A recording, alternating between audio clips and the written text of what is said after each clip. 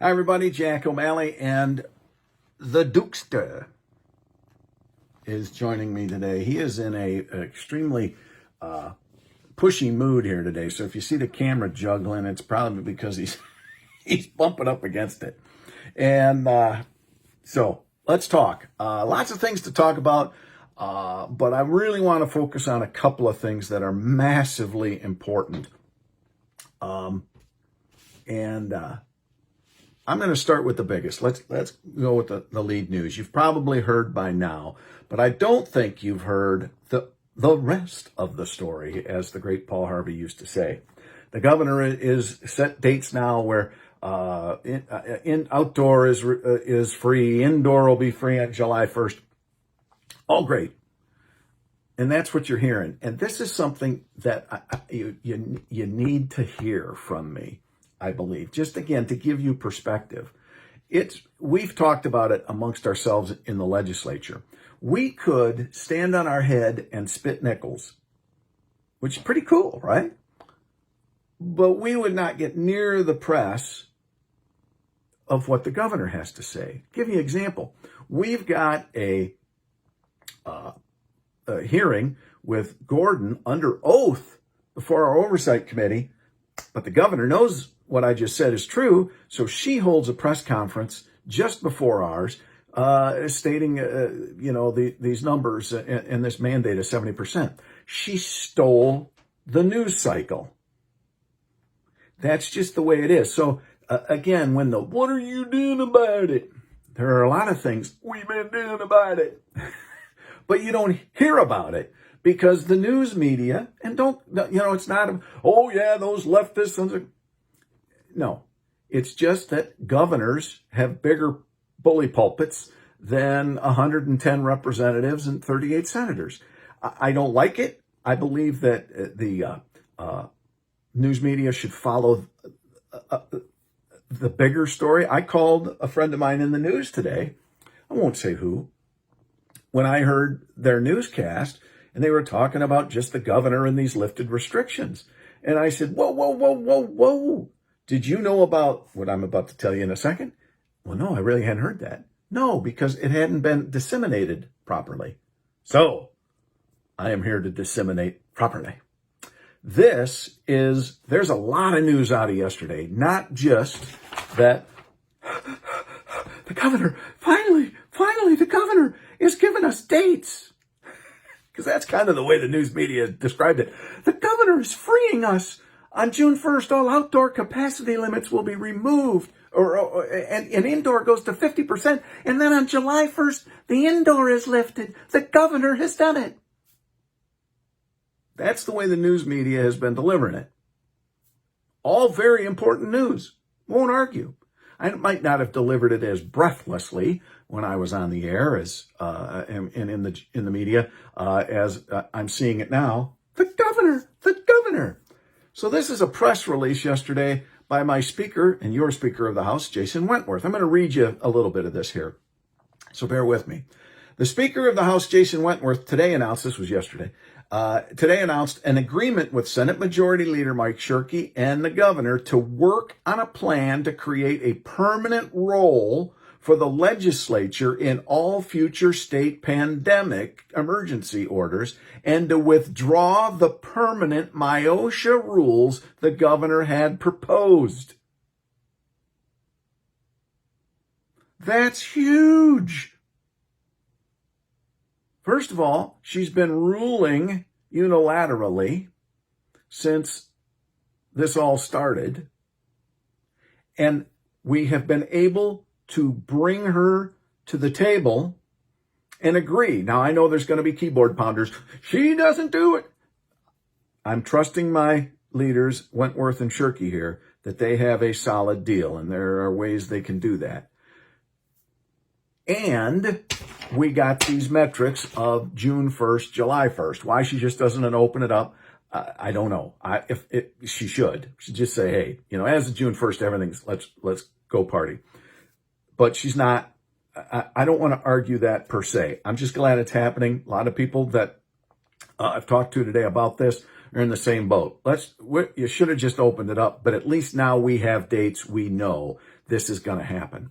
But so much more importantly, the Speaker of the House and the Senate Majority Leader worked a deal with the governor to work on legislation that would bring the legislature into decision-making during a pandemic and emergencies. And those crazy MIOSHA extension rules are off the table. Gone. That is huge, huge news. Don't know how much you've seen that or how much of that you've heard, but it's the case. Now, again, don't trust projects. I get that. Trust me.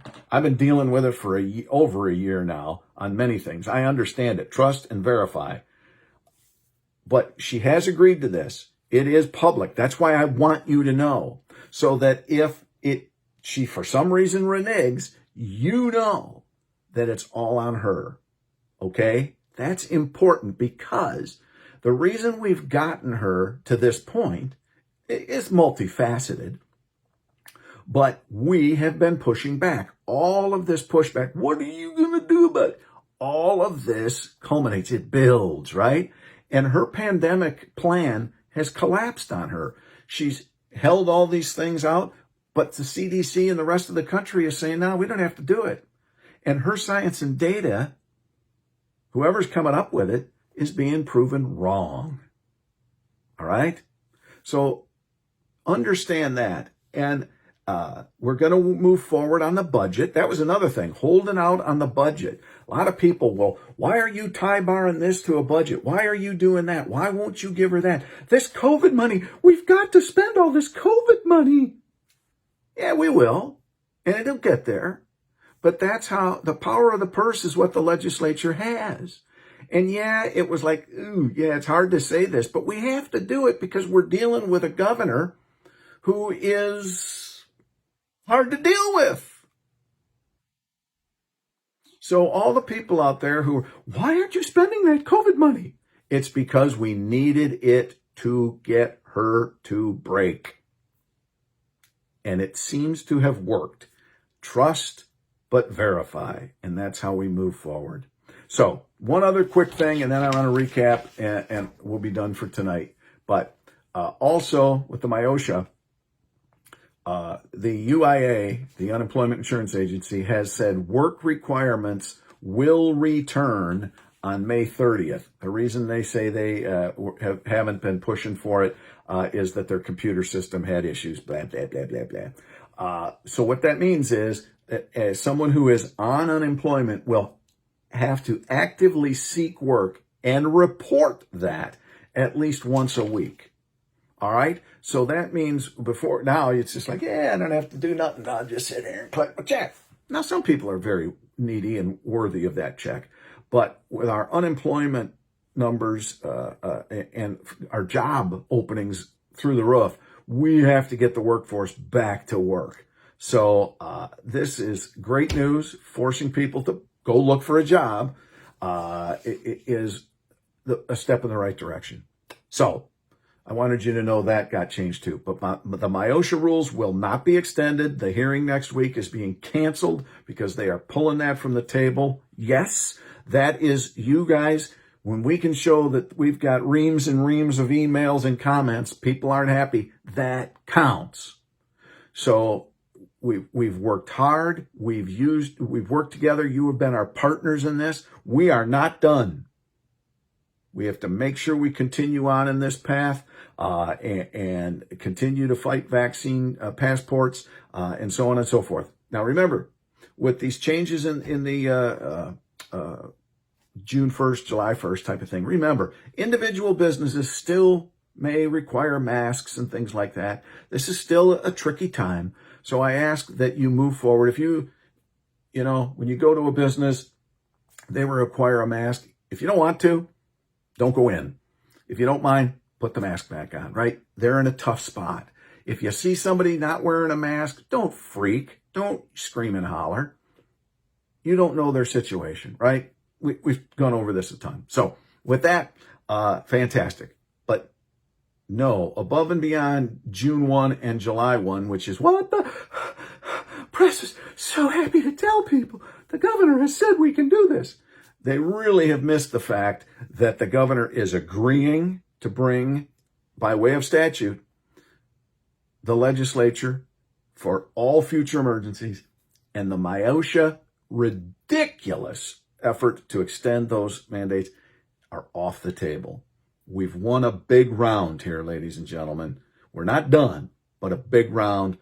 And thank you for all your help and support over these last months. Still ways to go yet, but we're moving forward. That's good news on a Friday, huh? Oh, and by the way, speaking of that, I'm driving to a meeting today, and my old buggy, my Jeep Liberty, we'd call Clem hit 200,000 miles.